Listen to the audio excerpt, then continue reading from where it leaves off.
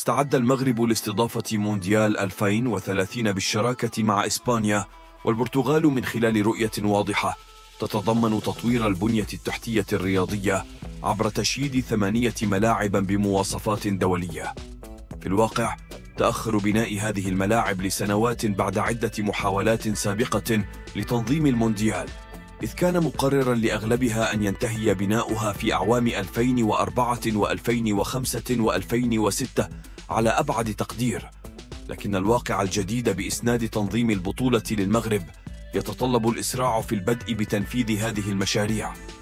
والملاعب هي ملعب الدار البيضاء الكبير الذي لم يرى النور بعد، في حين تؤكد وزارة الرياضة المغربية أنها ستقوم ببنائه بسعة جماهيرية تصل إلى 93 ألف متفرج.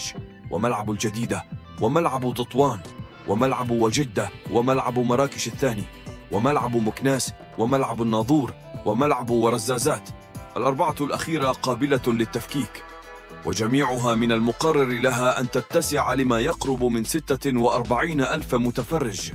وبإمكان المغرب أيضا الاستعانة ببعض الملاعب الموجودة حاليا والقيام بصيانتها وتطوير بنيتها التحتية من أجل أن تتوافق مع متطلبات فيفا.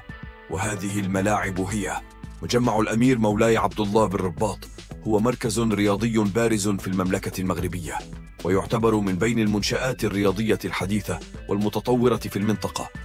يتميز المجمع ببنية تحتية متطورة ومرافق شاملة تلبي متطلبات عدة ألعاب رياضية، وهو موقع مثالي لاستضافة الفعاليات الرياضية الكبيرة مثل كأس العالم.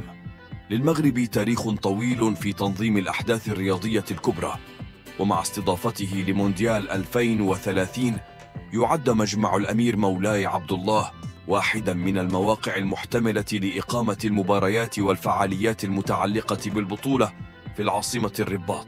توفر مرافق المجمع الحديثة والمتنوعة، بما في ذلك ملعب كرة قدم يتسع لعدد كبير من الجماهير، وهو ما يجعله موقعا مثاليا لإقامة مباريات كرة القدم ضمن بطولة كأس العالم. كما تتوفر في المجمع مرافق إضافية مثل صالات للتدريب ومناطق للصحة واللياقة البدنية ومرافق للإعلام والصحافة، مما يسهل تنظيم وتنفيذ الفعاليات الرياضية بكل احترافية وجاذبية. بالنظر إلى هذه البنية التحتية المتميزة والموقع الاستراتيجي في الرباط، يمكن أن يكون مجمع الأمير مولاي عبد الله محورا مهما في استضافة وتنظيم فعاليات كأس العالم 2030 في المغرب، وهو يعكس التزام المملكة بتقديم تجربة رياضية مميزة وناجحة للجماهير العالمية. المركب الرياضي محمد الخامس في الدار البيضاء هو واحد من أهم المنشآت الرياضية في المملكة المغربية، وهو موقع مثالي لاستضافة الفعاليات الرياضية الكبرى مثل كأس العالم. بني المركب على مساحة شاسعة ويضم عدة مرافق رياضية متطورة، بما في ذلك ملعب كرة القدم الذي يتسع لعدد كبير من الجماهير. ويتوفر في المركب أيضا مرافق للتدريب وصالات رياضية ومناطق للجماهير ومرافق للإعلام والصحافة. بفضل هذه المرافق الحديثة والمتكاملة، يعد المركب الرياضي محمد الخامس خيارا مثاليا لاستضافة وتنظيم مباريات كأس العالم 2030. يمكن أن يكون المركب المحور الرئيسي للفعاليات التي تتم في الدار البيضاء ضمن البطولة، مما يسهم في توفير تجربة رياضية مميزة للجماهير العالمية. المركب الرياضي في فاس هو واحد من المنشآت الرياضية المهمة في المغرب، ويعد موقعا محتملا لاستضافة فعاليات كأس العالم 2030. يضم المركب ملعبا رئيسيا لكرة القدم بسعة كبيرة للجماهير، بالإضافة إلى مرافق تدريب متقدمة وملاعب فرعية. كما يتوفر في المركب مرافق إضافية مثل صالات للتدريب واللياقة البدنية ومناطق للجماهير ومرافق للإعلام. بفضل هذه المرافق الحديثة، يمكن أن يكون المركب الرياضي في فاس مكانا مناسبا لإقامة مباريات وفعاليات كأس العالم 2030، ويمكن أن يسهم في توفير تجربة رياضية مميزة للجماهير والفرق المشاركة.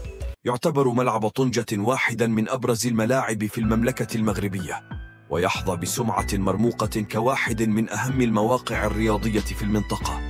بفضل بنيته المعمارية الحديثة وتجهيزاته المتطورة، يمثل الملعب خياراً مثالياً لاستضافة الفعاليات الرياضية الكبيرة، بما في ذلك كأس العالم. تتميز هذه البنية الرياضية بسعة كبيرة لاستيعاب الجماهير، مما يسهل تنظيم المباريات وضمان تجربة فريدة للمشجعين. بالإضافة إلى ذلك، يتمتع الملعب بموقع استراتيجي متميز في مدينة طنجة، مما يجعله ملائماً للوصول ومريحاً للجماهير والفرق المشاركة. تتوفر في الملعب مرافق شاملة تشمل غرف تبديل مجهزة بشكل جيد، ومناطق للتدريب، ومناطق للإعلام، وأماكن لتناول الطعام والمشروبات. كل هذه العوامل تجعل من الملعب في طنجة موقعاً مثالياً لإقامة فعاليات كرة القدم على المستوى العالمي، بما في ذلك البطولات الكبرى مثل كأس العالم. ملعب مراكش هو واحد من الملاعب المقترحة لاستضافة بطولة كأس العالم لكرة القدم عام 2030. يقع في مدينة مراكش بالمملكة المغربية. يعتبر الملعب جزءاً من خطة المغرب لاستضافة البطولة، ويعتبر ترشيحاً مهماً للبلاد. تتميز مراكش بتاريخها الثقافي الغني وتعدد الثقافات، وتعتبر واحدة من أجمل المدن التي تجمع بين الحداثة والتقاليد. ملعب مراكش يعد واحداً من الملاعب المميزة المقترحة لاستضافة بطولة كأس العالم لكرة القدم في عام 2030. يتمتع هذا الملعب بموقع استراتيجي في مدينة مراكش الساحرة بالمملكة المغربية، وهو يعكس الحضارة والثقافة الغنية للمنطقة. يعتبر ترشيح ملعب مراكش جزءاً من استراتيجية المغرب لتنظيم هذا الحدث العالمي، ويعكس التزام البلاد بتوفير بنى تحتية رياضية عالية الجودة لاستضافة البطولات الدولية الكبرى. ملعب مراكش يتميز ببنيته الحديثة والمتطورة، حيث يتسع لعدد كبير من الجماهير، ويتوفر فيه كافة وسائل الراحة والترفيه للمشجعين واللاعبين على حد سواء. بالإضافة إلى ذلك، يتميز بتصميمه المعماري الجذاب الذي يجمع بين العناصر التقليدية والحديثة، مما يجعله وجهة مثالية لاستضافة فعاليات كروية دولية كبيرة مثل كأس العالم. توفر مراكش كذلك بيئة سياحية مميزة للزوار، حيث يمكنهم استكشاف جمال المدينة القديمة والتاريخية والاستمتاع بتجارب ثقافية فريدة من نوعها. يعتبر ملعب أدرار في أكادير من الرموز الحقيقية في مدينة أكادير الموجودة في جنوب غرب المغرب. تم افتتاح هذا الملعب الرائع في عام 2013، وسرعان ما أصبح موطناً للعديد من الفعاليات الرياضية البارزة بسعة تزيد عن 45,000 متفرج. يوفر ملعب أدرار ليس فقط إطاراً جميلاً لكرة القدم، ولكن أيضاً لمختلف الأحداث الثقافية والاجتماعية. تصميمه الحديث ومرافقه العالمية المتطورة يجعلانه مكاناً مفضلاً لعشاق الرياضة والجماهير والزوار على حد سواء.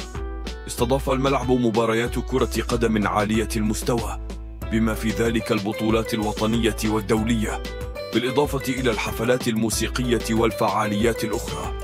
الأجواء المشحونة التي تسود هذا الملعب خلال مباريات كرة القدم لا تضاهى، حيث تهتز المدرجات على إيقاع الجماهير وتصفيقهم الحماسي.